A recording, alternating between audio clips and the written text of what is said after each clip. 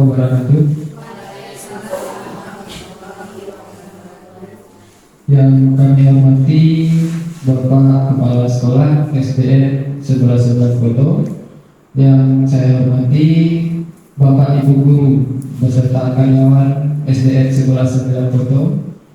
Alhamdulillah, puji syukur kepada Allah Subhanahu wa Ta'ala karena berkat rahmat dan karunia Allah kita dapat hadir di sekolah kita ini. Salawat dan salam juga tak lupa kita sampaikan buat wujud akhir umat sedunia, yakni Nabi besar Muhammad SAW, dengan mengucapkan Allahumma sholli ala sayyidina Muhammad wa ala ali sayyidina Muhammad.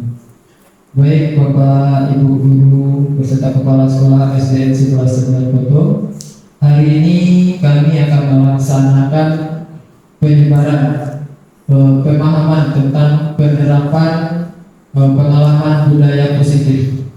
Materi ini kami dapatkan dari pendidikan guru penggerak yang telah berlangsung lebih kurang selama 2 bulan ini. Jadi hari ini kami mohon izin untuk dapat berbagi informasi tentang materi kami ini.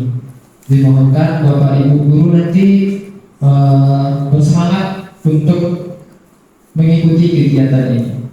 Baik Bapak Ibu, selama kami melaksanakan program pendidikan guru penggerak, telah banyak perubahan yang kami rasakan, baik dari diri kami pribadi maupun kepada siswa-siswa kami. Itulah tujuan dari kegiatan kita hari ini, yaitu kita akan setelah mengikuti kegiatan ini, Bapak Ibu akan mengetahui nantinya apa budaya positif yang bisa kita terapkan di kelas maupun di sekolah kita ini nantinya. Baik Bapak Ibu, kita mulai saja.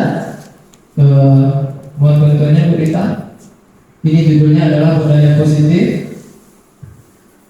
Yang pertama sekali kita bahas, dalam budaya positif itu ada konsep-konsep intinya.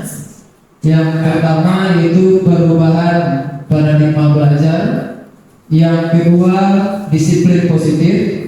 Yang ketiga motivasi perilaku manusia. Yang keempat kebutuhan dasar. Yang kelima posisi kontrol. Selanjutnya adalah keyakinan kelas, dan terakhir nanti kita akan bahas segitiga restitusi. Lanjut. Perubahan paradigma belajar. Nah, Bapak Ibu, mungkin Bapak Ibu pernah mendengar dulu ada yang namanya student center dan ada teacher center. Artinya pembelajaran yang berpusat kepada guru dan pembelajaran yang berpusat kepada siswa. Nah, dalam paradigma hari ini itu cenderung ke pembelajaran dirancang berdasarkan prinsip yang berpihak kepada murid. Artinya kita menerapkan pembelajaran student center berpusat kepada murid. Kemudian yang kedua, menerapkan pembelajaran yang berdiferensiasi untuk mewujudkan profil pelajar Pancasila. Next. Nah ini Bapak Ibu perhatikan, di sini ada sebuah gambar. Kira-kira apa ya maksud dari gambar ini? Ada yang ingin memberikan pendapatnya?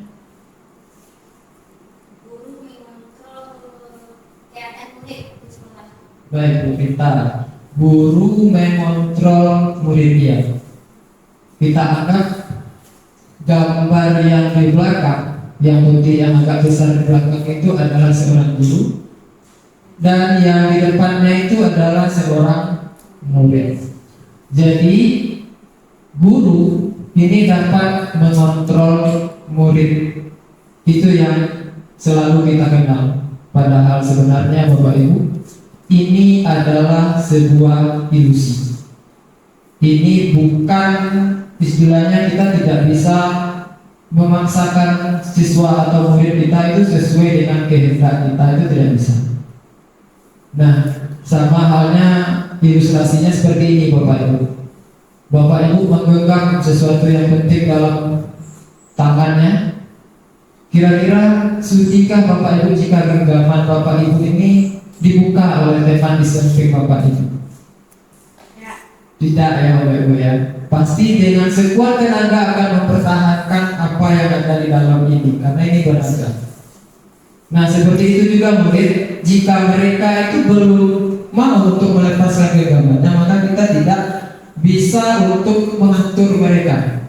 Kalaupun bisa dengan misalkan memberi hukuman atau apapun, itu adalah sebuah ilusi, bukan nyata. Baik Bapak Ibu, untuk selanjutnya ini pasti sudah mulai penasaran apa sih maksudnya. Kita lanjut dulu, berita. Nah, ada materi yang kami pelajari itu tentang disiplin positif. Mungkin dalam bayangan Bapak Ibu, disiplin itu apa kira-kira?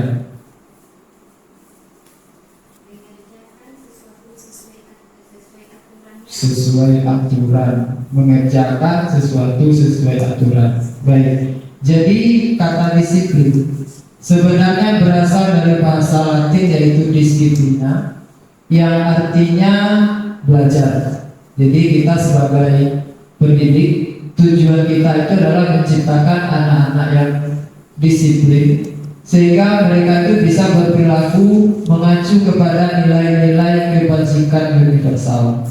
Nah, penerapan disiplin positif ini untuk membentuk nantinya siswa yang berkarakter, disiplin, santun, jujur, peduli, bertanggung jawab, dan merupakan pembelajar sepanjang hayat sesuai dengan kompetensi lulusan yang diharapkan. Lanjut kita. Baik, ini adalah motivasi perilaku manusia. Jadi begini Bapak Ibu, kita melakukan sesuatu apapun itu pasti kita berdasarkan apa gitu. Contoh misal begini, Pak Os misalkan, Pak Os pakai menggunakan helm mau jalan, nah itu untuk apa? Mau di jalan raya kemudian Pak Os mungkin pakai helm, nah biasanya itu untuk apa? Untuk keamanan. Ada alasannya Bapak Ibu. Karena apapun yang kita lakukan pasti punya alasan tersendiri.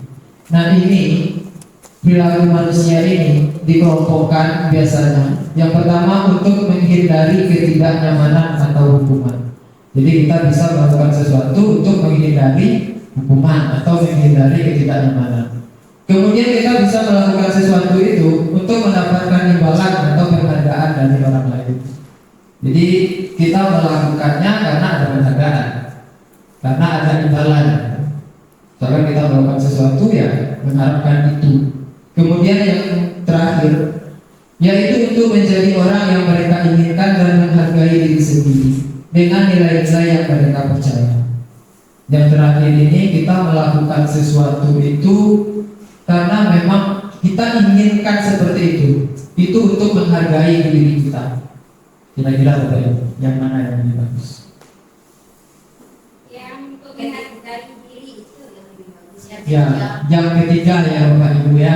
Karena dengan yang ketiga itu berarti munculnya dari dalam diri kita. Begitu Bapak Ibu. Lanjut Bu Ita. Nah ini ada hukuman dan konsekuensi. Kami jelaskan dulu apa itu hukuman. Hukuman itu bersifat tidak direncana atau secara tiba-tiba. Anak atau murid itu tidak tahu apa yang akan terjadi dan tidak dilibatkan sama sekali. Hukuman itu biasanya bersifat satu arah dari pihak guru yang memberikan, dan murid itu hanya menerima suatu hukuman tanpa ada kesepakatan sebelumnya atau pengarahan dari pihak guru. Yang selanjutnya adalah konsekuensi. Konsekuensi itu disiplin yang sudah terencana. Jadi kita sudah merencanakan, kemudian disepakati, dibahas dan disetujui bersama murid. Ini namanya konsekuensi Bapak Ibu. Lanjut ya. Baik, ini ada beberapa daftar pertanyaan. Kami mohon untuk Bapak Ibu memberikan pendapatnya. Mencatat 100 kali di dalam buku kalimat, saya tidak akan terlambat lagi. Ini karena terlambat ke sekolah. Kira-kira Ini hukuman atau konsekuensi Bapak Ibu? Konsekuensi. Oke, kita kunci jawaban nomor 1 adalah konsekuensi. Baik, diingat-ingat ya Bapak Ibu. Nomor 2, lari mengelilingi lapangan basket 2 kali karena terlambat hadir di sekolah. Kira-kira hukuman atau konsekuensi Bapak Ibu? Hukuman. Konsekuensi.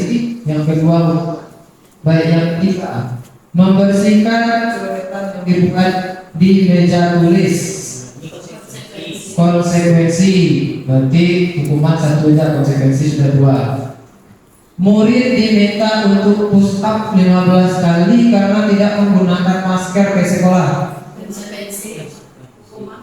Ada hukuman, ada konsekuensi. Yang mana yang kita sepakati Bapak Ibu?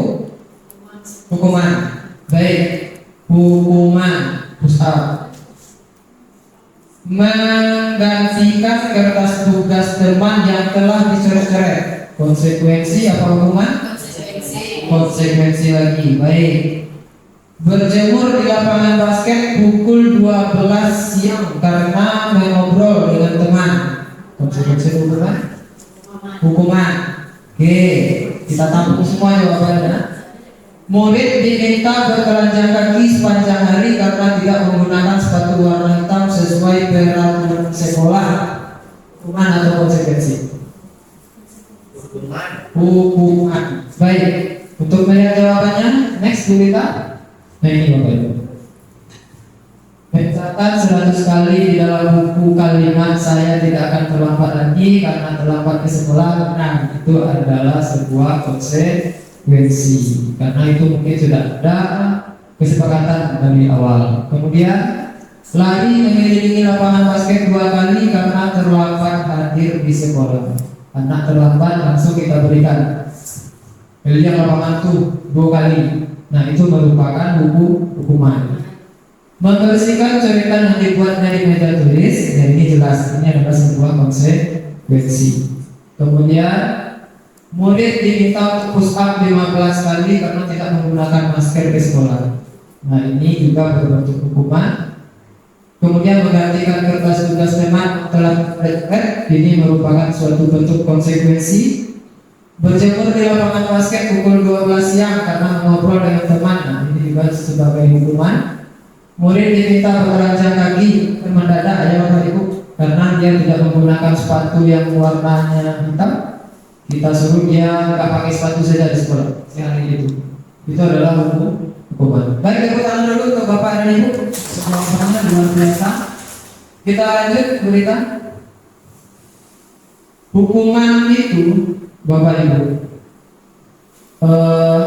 tidak hanya berupa yang fisik atau mental atau kita tegur, tapi sebuah penghargaan itu bisa menjadi hukuman.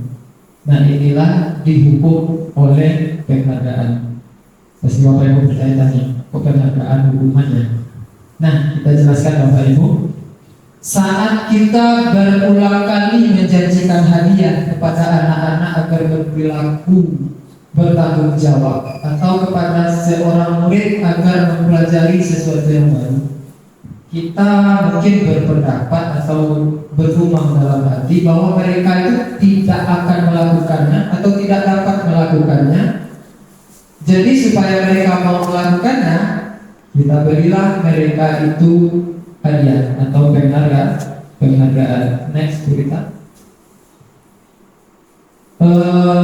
Al-Fiqh itu mengemukakan baik penghargaan maupun hukuman itu adalah cara-cara mengontrol perilaku seseorang yang menghancurkan potensi untuk pembelajaran yang sesungguhnya. Jadi hukuman dan penghargaan ini menghancurkan potensi pembelajaran yang sesungguhnya. Karena begini Bapak Ibu, penghargaan itu ada pengaruh jangka panjang dan ada pengaruh jangka pendek. Jangka pendek mungkin ya murid melakukan itu dengan iming-iming dihargai, dengan iming-iming hadiah, maka mereka mau melakukannya. Dan mereka akan melakukan itu secara terus-menerus sampai mereka dewasa nanti.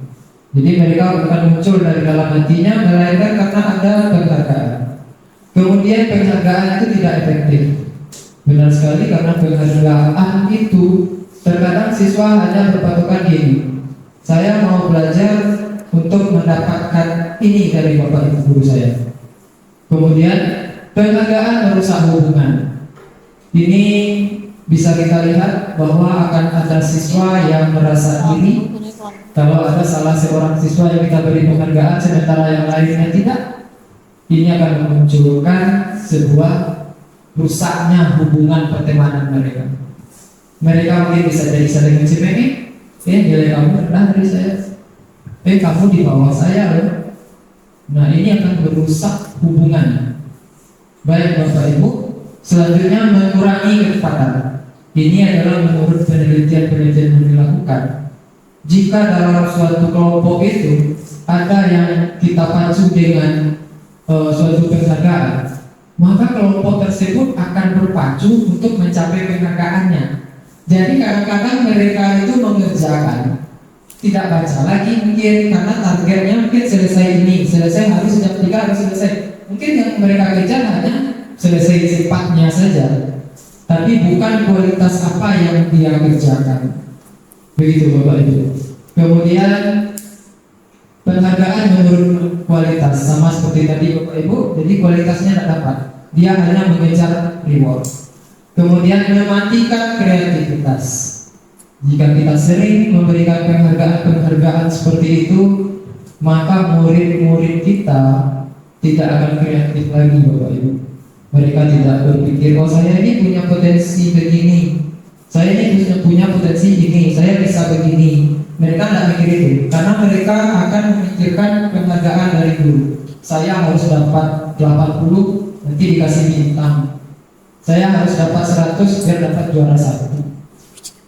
Dan mereka tidak tahu apakah diri mereka itu sebenarnya ada sesuatu yang lain yang ingin mereka kembangkan. Bisa jadi mereka suka gambar, tapi karena dengan nilai matematika yang tinggi, mereka mendapatkan reward, maka yang gambar tadi lama-lama hilang. Padahal mereka ada bakat di situnya. Nah, itu yang disebut dengan penghargaan mematikan kreativitas. Kemudian penghargaan menghukum. Ini pernah terjadi pada teman saya sendiri Bapak Ibu. Karena biasa mendapatkan juara 1, kemudian suatu waktu dia tidak mendapatkan juara. Mendapatkan juara sih, tapi turun dari peringkat 1 ke peringkat 2. Dia menangis sejadi-jadinya, tidak mau makan sampai seharian, tidak mau melakukan kegiatan apapun sampai seharian. Nah, ini yang dimaksud dengan penghargaan itu dapat menjadi hukuman. Begitu Bapak Ibu.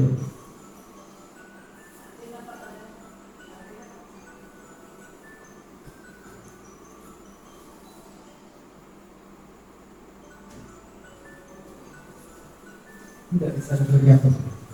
Baik, yang terakhir ini, kalau dapat ya kita bisa mendapatkan motivasi dari dalam diri atau diri. Next, kita. Selanjutnya kita akan bahas restitusi. Restitusi adalah proses menciptakan kondisi bagi murid untuk memperbaiki kesalahan mereka, sehingga mereka bisa kembali pada kelompok mereka dengan karakter yang lebih kuat. Ciri-ciri restitusi, yang pertama, restitusi bukan untuk menebus kesalahan, namun untuk belajar dari kesalahan. Restitusi memperbaiki hubungan. Restitusi adalah tawaran, bukan paksaan. Selanjutnya terakhir, restitusi menuntut untuk melihat ke dalam diri. Lanjut Bu Rita. Selanjutnya ada kebutuhan dasar. Kebutuhan dasar ini berarti yang benar-benar mendasar kita butuhkan Bapak Ibu. Di kebutuhan dasar ini yang pertama adalah kebutuhan untuk bertahan hidup, kemudian kebutuhan akan kasih sayang dan rasa diterima, kemudian kebutuhan akan pengakuan atas kemampuan atau penguasaan, selanjutnya kebebasan, selanjutnya yang terakhir adalah kebutuhan akan rasa senang. Lanjut dulu kita. Bapak Ibu yang berbahagia, sebelum kita mulai untuk belajar, ini alangkah lebih baik memulai proses pembelajarannya. Ini alangkah lebih baiknya kita memetakan dulu apa sih kebutuhan dari siswa kita. Karena bagaimana Bapak Ibu, jika individu tersebut ada yang kebutuhannya itu diibaratkan hilang ataupun lupa, maka menjalani kehidupannya juga akan tidak seimbang Bapak Ibu. Jadi jika ada murid kita yang mungkin ada satu kebutuhannya yang tidak terpenuhi, maka mereka akan bertindak untuk memenuhi kebutuhan tersebut. Makanya kadang-kadang kita temukan ada siswa yang jadi perhatian, ada siswa yang berbuat semaunya. Nah, ini penyebabnya Bapak Ibu. Ada kebutuhan dasar dari mereka yang belum kita penuhi. Baik Bapak Ibu, ini ada contoh pada narasi. Nanti kita akan melihat kebutuhan apa kira-kira dari narasi ini yang dibutuhkan. Ini narasinya. Ibu guru bilang, aku tidak boleh bersenandung sewaktu mengerjakan tugas. Katanya kelas harus tenang, tidak ada suara. Kan gak seru jadinya. Kira-kira kalau kita menemukan murid yang seperti ini kebutuhan apanya yang harus kita penuhi Bapak Ibu? Kebutuhan tadi ada 4? Ada 5? Boleh. Nah ini kira-kira kasus yang narasi pertama, kebutuhan apanya yang hilang itu Bapak Ibu? Kesenangan. Bagus, luar biasa. Lanjut. Ibu guru tidak menyapaku hari ini, padahal aku pakai jepit rambut baru. Ini biasanya anak kelas 1 nih. Padahal aku pakai sapi rambut baru. Tidak ada sapu dibutuh, tidak ada yang cadel dibutuh. Ada kebutuhan mereka yang belum kita penuhi. Kira-kira kebutuhan yang mana nih Bapak Ibu? Ya, yang mana? Kasih sayang dan rasa diterima oleh. Luar biasa Bapak Ibu. Kita lanjut lagi berita. Aku bosan, masa belajarnya cuma gitu-gitu aja, dengerin ibu guru aja. Ini dia bosannya Bapak Ibu. Kira-kira kebutuhan apa nih? Kebebasan. Karena siswa juga butuh diberi pilihan. Lanjut. Aku sebel, gambarku tidak rapi, malah ibu guru nunjukin ke teman-temanku di depan kelas. Gambarnya tidak rapi, tapi malah kita tunjukkan ke depan teman-temannya. Kira-kira kebutuhan apa yang tidak kita penuhi? Penguasaan, ya, kemampuan atas kemampuan. Boleh. Kita jawab dulu Bapak Ibu. Nah, ini sudah semua juga. Ya, ibu guru dari skenario pertama, ibu guru bilang kamu tidak boleh bersenandung, itu adalah kesenangan. Yang kedua adalah kasih sayang dan diterima. Yang ketiga kebebasan. Yang keempat penguasaan. Selanjutnya tambahan, aku merasa bangga dan keren. Nah, itu adalah penguasaan. Biar bisa jalan-jalan naik mobil sama teman-teman, itu adalah kasih sayang. Aku senang bisa pergi ke tempat-tempat yang aku suka, itu adalah kebebasan. Menyetir mobil itu seru, itu adalah sebuah kesenangan, kebutuhan dan kesenangan. Baik, aku tambah dulu Bapak Ibu, luar biasa sekali. Mudah-mudahan masih semangat untuk menerima materi ini. Lanjut berita. Sekarang kita masuk ke posisi kontrol. Bapak Ibu yang berbahagia, kita dengan siswa kita itu bisa mengontrol, tapi ada posisi-posisi yang telah kita jalankan. Nah, materi ini akan menjelaskan kira-kira posisi seperti apa yang bagus untuk diterapkan nanti.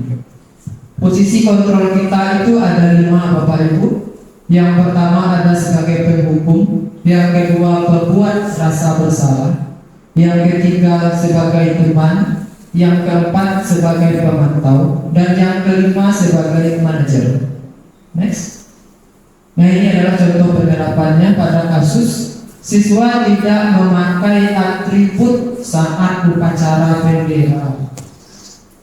Kemudian jika ada kata-kata yang dikeluarkan, ini merupakan ciri-ciri dari posisi apakah kita. Baik Bapak Ibu, kita suruh siswa kita itu hormat pada bendera selama 1 jam.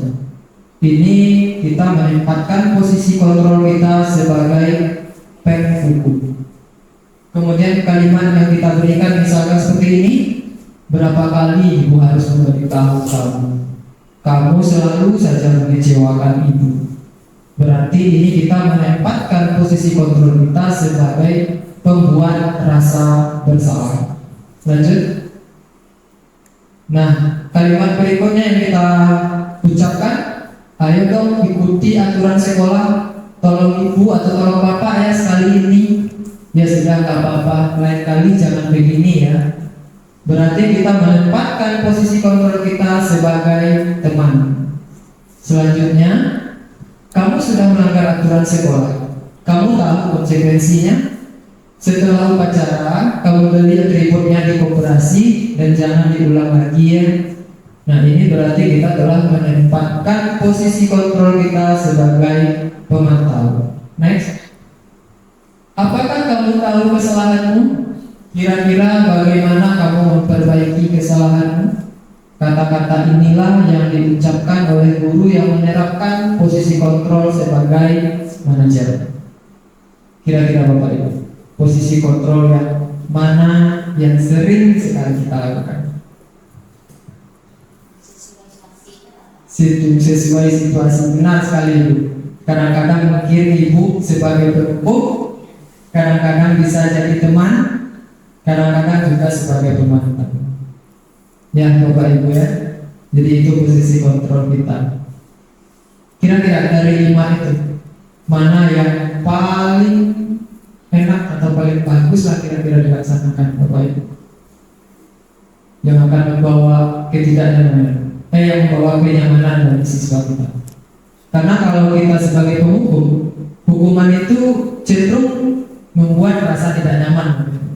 Siswa yang melaksanakan itu tidak akan nyaman. Manajer. Ya benar sekali Bapak. Kalau kita sudah menerapkan posisi kontrol kita kepada manajer, maka siswa merasa dari dalam dirinya tersebut muncul kesadaran untuk memperbaiki kesalahan-kesalahannya. Demikian. Next, lanjut berita. Kita lanjut ke keyakinan kelas. Bapak Ibu, di kelas itu dulu mungkin kita kenal ada peraturan dan ada keyakinan saat ini. Kira-kira bedanya apa Bapak? Peraturan dan keyakinan. Kalau peraturan itu mungkin dari satu pihak saja, dari sekolah berarti dari sekolah saja. Ya, terima kasih Bu Dita, bagus sekali ya. Peraturan berarti dari satu pihak saja.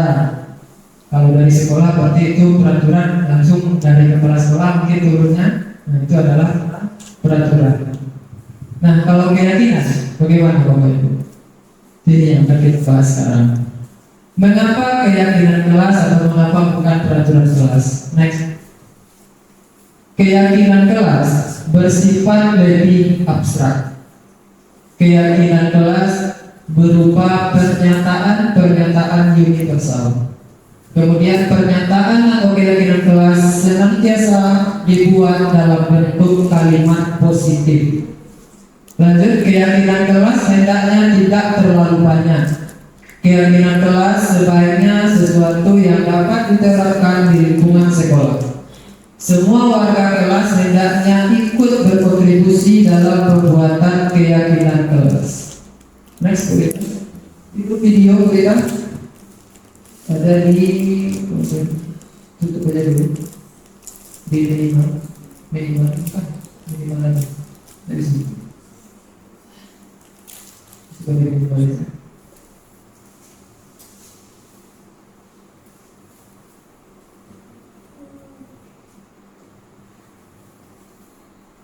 Coba buka ya.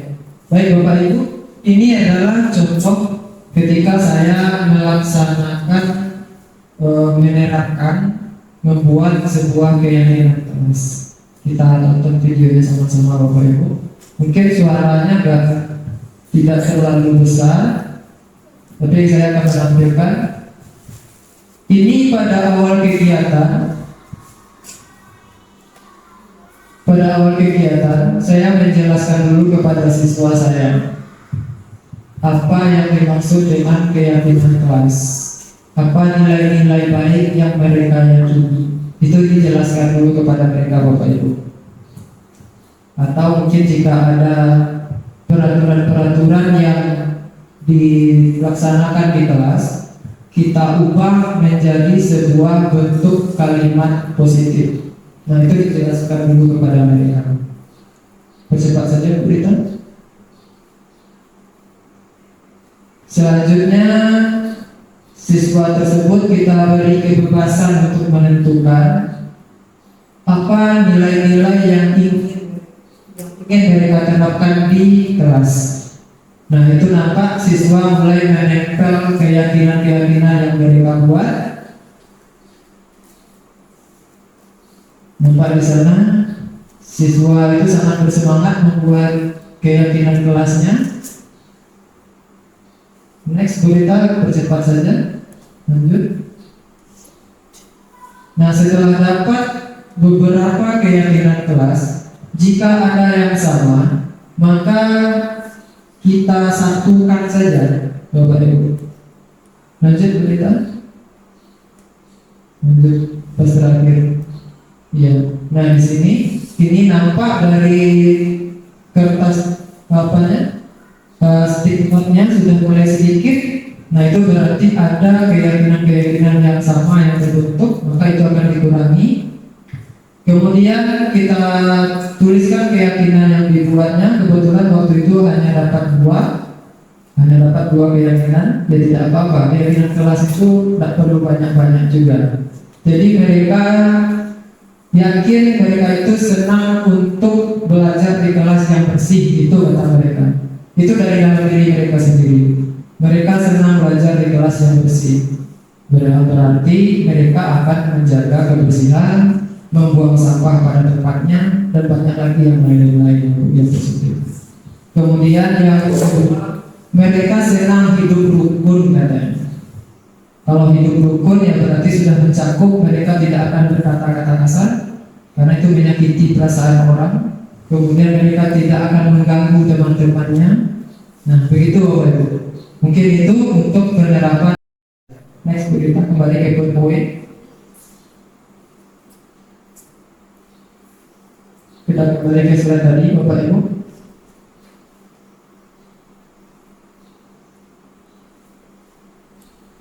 Kita lanjut. Yang terakhir ini adalah segitiga restitusi Bapak Ibu. Mungkin Bapak Ibu dulu pernah dengar kami, walaupun mungkin dalam keseharian itu berseloroh, selesaikan dengan segitiga restitusi. Nah, ini dia Bapak Ibu produknya, segitiga restitusi. Segitiga restitusi itu merupakan suatu proses dialog yang dijalankan oleh guru agar dapat menghasilkan murid yang mandiri dan bertanggung jawab. Langkah-langkahnya yang pertama itu adalah menstabilkan identitas, yang kedua validasi tindakan yang salah, yang ketiganya menanyakan keyakinan. Ini yang dimaksud dengan segitiga restitusi Bapak Ibu. Ada 3 langkah dalam penyelesaian masalah. Next Bu Rita. Dalam menstabilkan identitas, biasanya kita akan menggunakan kata-kata seperti ini Bapak Ibu. Berbuat salah itu tidak apa-apa. Tidak ada manusia yang sempurna. Saya juga pernah melakukan kesalahan seperti itu. Kita bisa menyelesaikan ini. Bapak atau Ibu tidak tertarik mencari siapa yang salah, tapi Bapak Ibu ingin mencari solusi dari permasalahan ini. Kamu berhak merasa begitu. Apakah kamu sedang menjadi teman yang baik untuk dirimu sendiri? Nah, ini adalah pertanyaan-pertanyaan yang sering kali dilontarkan dalam menstabilkan identitas. Next, Bu. Validasi tindakan yang salah. Biasanya kalimat-kalimat yang kita sampaikan seperti ini, Bapak Ibu. Padahal kamu bisa melakukan yang lebih buruk dari ini ya. Kamu pasti punya alasan mengapa melakukan hal itu. Kamu patut bangga pada dirimu sendiri karena kamu telah melindungi sesuatu yang penting buatmu. Kamu boleh mempertahankan sikap itu, tapi kamu harus menambahkan sikap yang baru. Ini adalah kalimat-kalimat untuk memvalidasi tindakan yang salah. Next. Yang terakhir, menanyakan keyakinan. Apa keyakinan kelas kita? Nilai-nilai apa yang telah disepakati bersama? Seperti apa gambaran sebuah kelas yang ideal menurut kamu? Kamu ingin menjadi orang yang seperti apa? Ini adalah kalimat-kalimat yang biasa kita tanyakan dalam menanyakan keyakinan. Next, berita. Ini adalah praktik yang pernah saya lakukan dalam melaksanakan segitiga restitusi terhadap seorang siswa nama Fazli. Dia kebetulan hari Jumat tidak mengenakan pakaian yang sama dengan teman-temannya. Mungkin bisa di-play dulu, Bu Rita. Bukan itu tanda panahnya.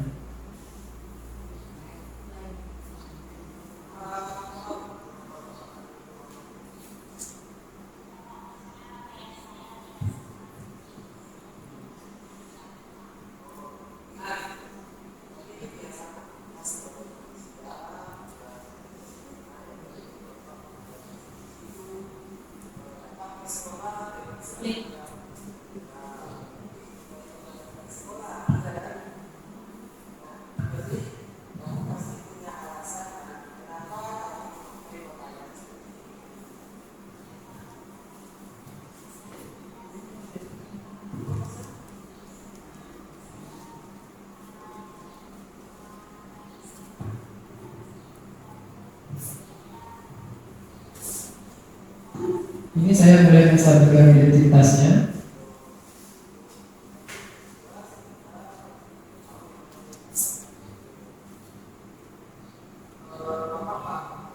Nah ini, karena saya menggunakan kata Bapak paham apa yang kamu alami. Bapak juga seperti itu dulu. Nah ini adalah kita menstabilkan dulu identitas. Setelah itu, langkah yang kita laksanakan tadi adalah memvalidasi tindakannya yang salah. Berita bisa dipercepat aja, berita. Nah ini, udah banyak. Ini apa yang bisa Fazli lakukan? Ini yang terakhir ya, apa yang bisa Fazli lakukan untuk memperbaikinya? Jadi dijawab oleh Fazli ini, waktu itu katanya ibunya sibuk kerja, jadi dia tidak tahu di mana letak pakaiannya. Pakaiannya entah di mana diletakkan, ibunya tak ada. Maka dari itu katanya dia akan mencoba untuk mengemas pakaiannya sendiri. Begitu jawabnya waktu itu. Nah inilah yang dinamakan dengan penyelesaian berdasarkan segitiga restitusi, Bapak Ibu. Baik Bapak Ibu yang berbahagia, untuk menjalankan segitiga restitusi seperti ini, memang kita harus terlebih dahulu membuat sebuah keyakinan. Keyakinan itu berdasarkan nilai-nilai baik secara universal, Bapak Ibu. Begitu yang Bapak Ibu ya. Rambut kita berwarna apa, Bapak Ibu? Bapak Ibu, rambut kita berwarna apa? Hitam. Kalau di jalan biasanya aspalnya warna apa? Hitam. Kalau seandainya siang ini berlalu, maka akan berganti menjadi. Kalau kelelawar tidurnya, ada yang jawab malam, ada yang jawab siang. Baik Bapak Ibu, begini Bapak Ibu. Kenapa saya katakan seperti itu? Kita bisa menggiring anak di bawah sadar mereka dengan kita konsisten menerapkan nilai-nilai budaya positif tadi, maka secara bawah sadar anak akan menganggap itu yang akan mereka jalankan. Sama seperti yang Pak saya sampaikan tadi, saya nanya rambutnya warna apa, hitam, jalan atau aspal desa warna apa, hitam. Kalau siang habis berganti jadi malam, kalau kelelawar tidurnya, maka mereka akan otomatis dalam pikirannya itu tadi itu malam, berarti saya malam lagi. Padahal kita tahu kelelawar dia tidak mungkin tidur malam hari, karena dia adalah hewan nokturnal, dia akan cari makan di malam hari. Nah, mungkin itu motivasi untuk kita semua Bapak Ibu. Semoga bermanfaat, semoga menginspirasi, dan hendaknya menjadi patokan kita agar setelah ini Bapak Ibu dapat menerapkan di kelas bagaimana membuat keyakinan, kemudian bagaimana menjalankan sebuah segitiga restitusi, kemudian merubah paradigma atau pola pikir kita yang selama ini mungkin kita menganggap siswa patuh kalau kita hukum. Nah, itu yang perlu kita ubah Bapak Ibu. Atau siswa akan bersemangat jika kita kasih penghargaan, itu kita ubah Bapak Ibu, bahwa sebenarnya itu hanyalah sebuah ilusi, bukan sesuatu yang pasti seperti itu. Maka mari sama-sama kita berjalan, karena begini Bapak Ibu, untuk mencapai visi sekolah kita tidak mungkin melangkahnya itu dengan satu kaki, pasti dengan dua kaki. Artinya apa? Kita sama-sama berjalan seperti itu. Sepakat Bapak Ibu? Mudah-mudahan setelah ini ada perubahan. Saya tutup. Wabillahi taufiq wal hidayah. Assalamualaikum warahmatullahi wabarakatuh. Waalaikumsalam warahmatullahi wabarakatuh.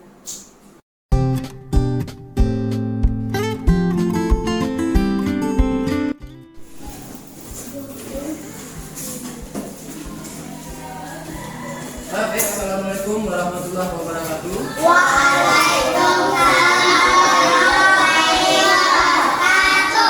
Ya, bagaimana kabarnya? Masih semangat? Masih semangat? Masih semangat? Kan sudah habis istirahat kita ya? Sudah istirahat, mudah-mudahan masih semangat. Masih semangat. Baik anak-anak Bapak, hari ini kita akan membuat keyakinan kelas. Sudah ada yang tahu apa itu keyakinan kelas? Belum. Sebelum ini kita sudah mulai juga membuat yang namanya kesepakatan kemarin, Iya, Pak. Nah, hampir mirip dengan itu, tapi menggunakan bahasa-bahasa yang baik, bahasa positif namanya. Bahasa positif itu adalah bahasa-bahasa yang baik. Coba siapa yang masih ingat dengan kesepakatan kelas kita? Nah, silakan.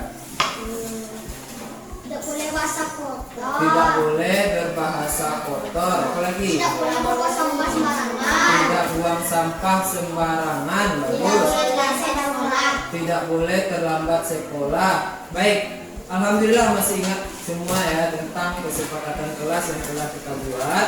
Dan hari ini kita buat keyakinannya. Memang aturan yang seperti itu juga, tetapi kita gunakan kalimat-kalimat yang lebih baik. Contohnya tadi, tidak boleh membuang sampah sembarangan. Bisa diganti dengan membuang sampah pada tempatnya. Atau kami meyakini atau kami suka lingkungan yang bersih misalkan. Ya. Atau kami yakin kami bisa membuat kelas yang bersih dan rapi, ya, begitu. Itu contoh ya. Nah, kira-kira mau nggak membuat keyakinan kelas lagi? Mau, Pak. Mau ya. Bapak bagikan ini namanya stick note. Kamu tulis nanti di sini berbagai macam keyakinan kelas yang kamu yakini dari dalam diri kamu sendiri ya. Iya, Pak. Bisa? Bisa. Nah, Bapak bagikan ini dulu ya.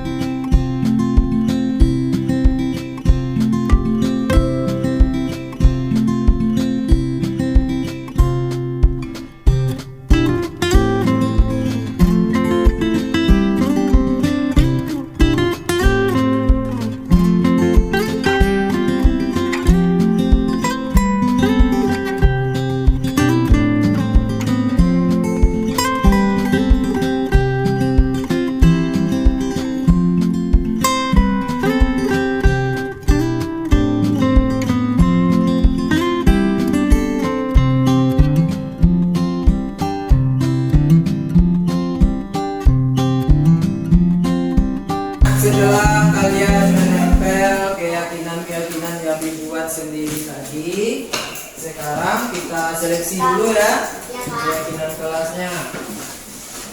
Pertama, aku senang menjaga kebersihan. Bisa ini kita ambil kira-kira? Bisa. Keyakinan kelas kita yang pertama senang menjaga kebersihan, yang kedua kami senang hidup rukun. Baik, alhamdulillah sudah terbentuk keyakinan kelas. Tinggal bagaimana kita konsisten untuk menjalankan keyakinan kelas kita ini. Bisa? Bisa. Nah, mungkin itu ya. Bapak tutup. Assalamualaikum warahmatullahi wabarakatuh. Wabarakatuh. Nama saya Azara. Saya kelas 4. Saya senang sekali dalam membuat keyakinan kelas bersama teman-teman saya.